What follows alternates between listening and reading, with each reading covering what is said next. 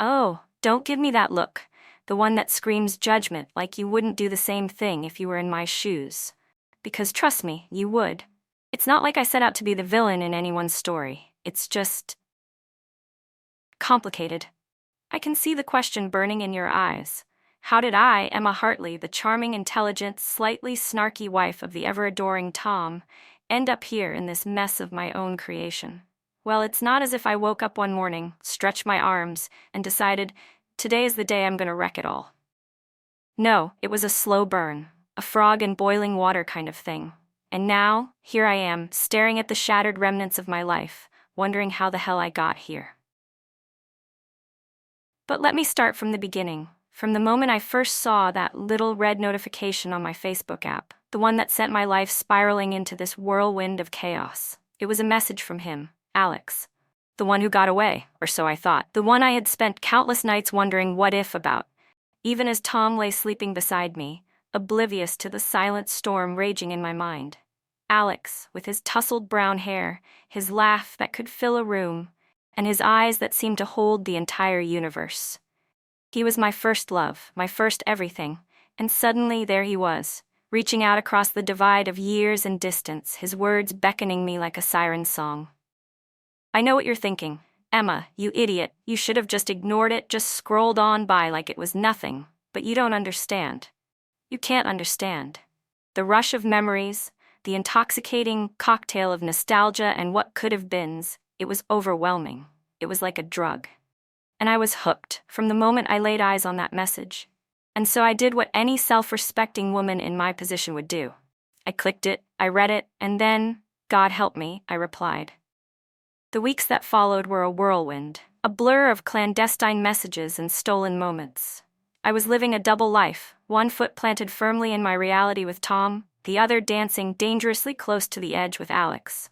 It was exhilarating, intoxicating, like a forbidden fruit that I just couldn't resist.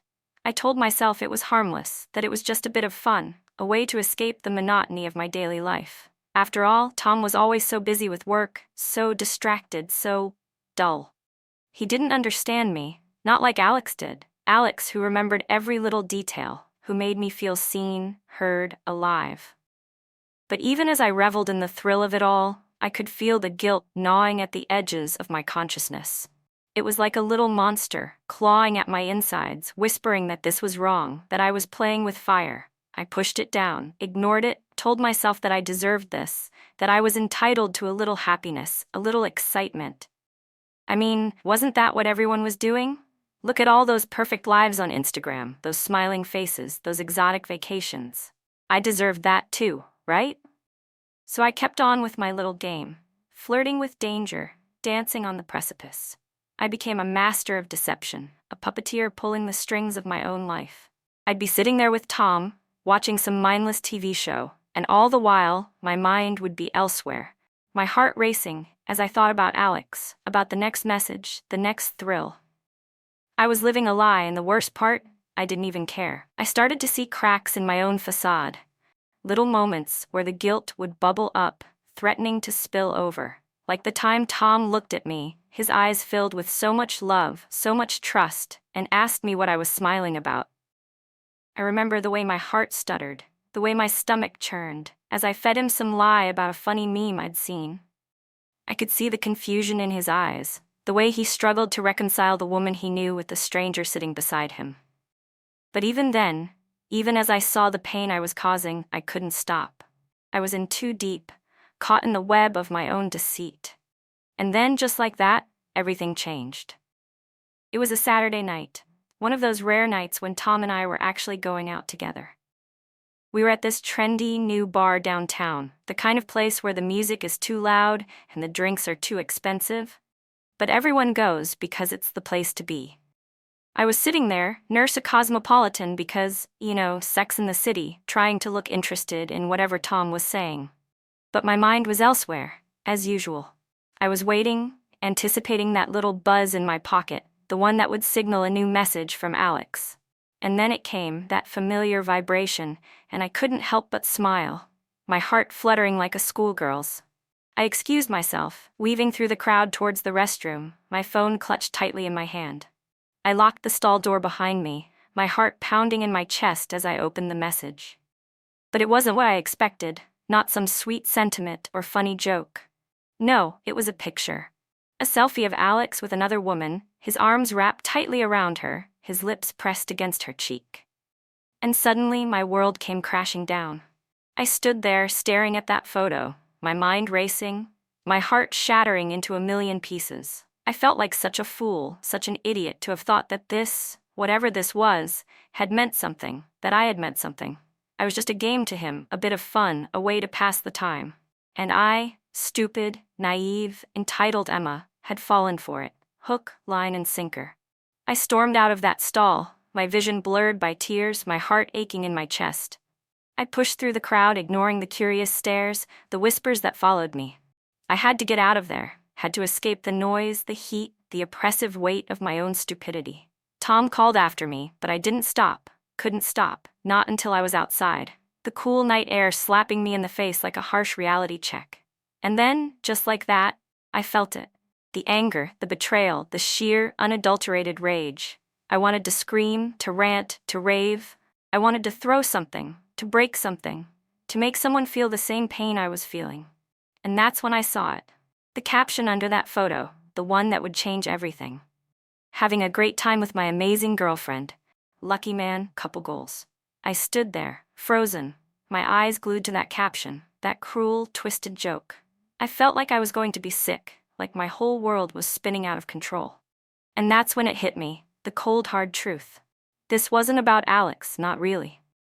This was about me. About my choices, my actions, my toxic fucking behavior. I had done this. I had brought this on myself. I thought about all the times I'd snapped at Tom. All the times I'd rolled my eyes at his jokes. All the times I'd made him feel small, insignificant. I thought about all the times I'd compared him to Alex. All the times I'd made him feel like he wasn't enough, like he was lacking in some way. I thought about all the times I'd gaslit him, made him question his own reality, his own feelings, just so I could keep my little secret, keep my little game going. I was no better than Alex, no better than any of them. I was the monster in this story, the villain, the toxic waste of a human being. And then, just like that, I was crying. Big, ugly sobs that racked my body, that left me gasping for breath. I cried for my marriage, for the pain I'd caused, for the love I'd thrown away so carelessly. I cried for Tom, for the trust I'd broken, for the hurt I'd inflicted. And I cried for myself, for the woman I'd become, for the monster I'd created. I don't know how long I stood there, crying in the street like a madwoman. But eventually the tears subsided, leaving me feeling raw, exposed, like a nerve ending. I looked down at my phone, at that hated photo, and I knew what I had to do. I had to end this, once and for all. I had to be the one to walk away, to cut the ties, to sever the connection.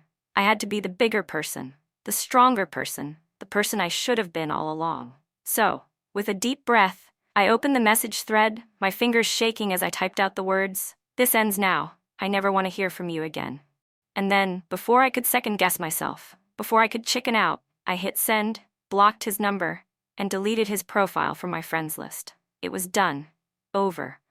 Finished. And as I stood there staring at my phone, I felt a strange sense of calm wash over me, a sense of relief, of freedom. But even as I felt that weight lift from my shoulders, I knew that this wasn't the end, not really. This was just the beginning of the long, hard road to redemption, to forgiveness, to healing. And I knew, without a doubt, that it was going to be the hardest journey of my life. But I was ready. Ready to face the consequences, ready to make amends, ready to be the woman I should have been all along. The woman Tom deserved. I took a deep breath, steeling myself for what I knew would be the hardest conversation of my life. I had to tell Tom, had to come clean, had to lay it all out on the table. It was the only way, the only path forward. I couldn't keep living this lie, couldn't keep hiding behind my deceit. I had to face the music, had to face the consequences of my actions. As I made my way back inside, the noise of the bar hitting me like a wall, I felt a surge of determination. I was going to do this, was going to make things right, no matter what it took. I spotted Tom sitting at the table, his face a picture of concern and confusion. He looked up as I approached, his eyes searching mine, trying to understand, to make sense of my sudden departure. "Emma," he began, his voice tentative, cautious. "What's going on? Are you okay?" I took a deep breath, my heart pounding in my chest like a drum. "No, Tom," I said, my voice steady despite the storm raging inside me. "I'm not okay. I haven't been okay for a long time." And then, just like that, I told him everything. I told him about Alex, about the messages, the flirting, the emotional affair. I told him about the guilt, the shame, the self-loathing. I told him about the pain I'd caused, the trust I'd broken, the love I'd thrown away. I laid it all out, raw and ugly and real, holding nothing back, hiding nothing.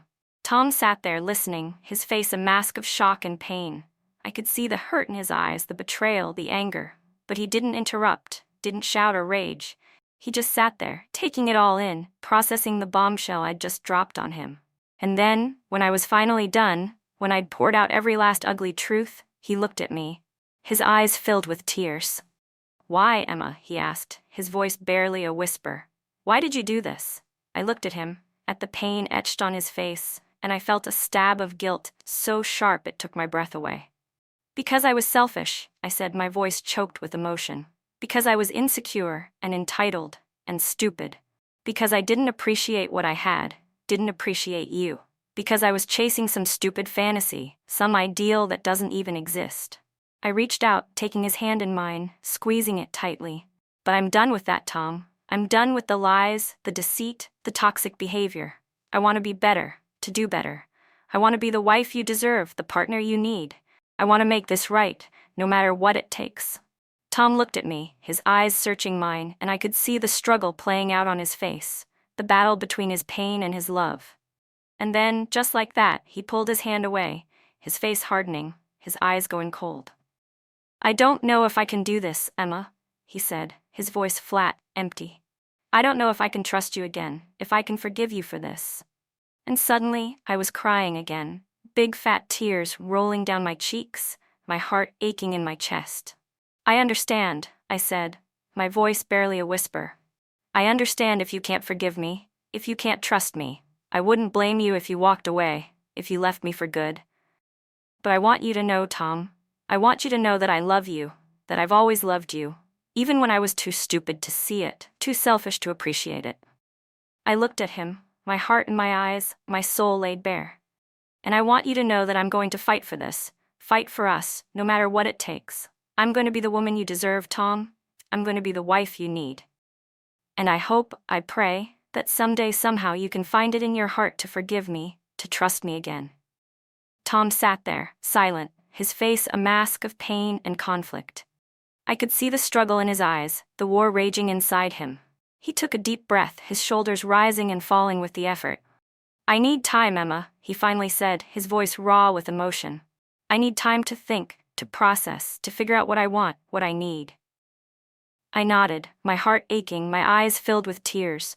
"I understand," I said, my voice barely a whisper. "Take all the time you need. I'll be here waiting, ready to do whatever it takes to make this right." He looked at me, his eyes filled with a mixture of love and pain, and then, with a final nod, he stood up, turned, shook his head in disgust, and walked away. I watched him go, my heart shattering into a million pieces, my soul torn apart by the weight of my actions. I sat there, alone in the crowded bar, the noise and chatter fading into the background as I grappled with the reality of what I'd done, what I'd lost. And as I sat there, I made a vow, a promise to myself and to Tom. I was going to change, was going to be better, to do better.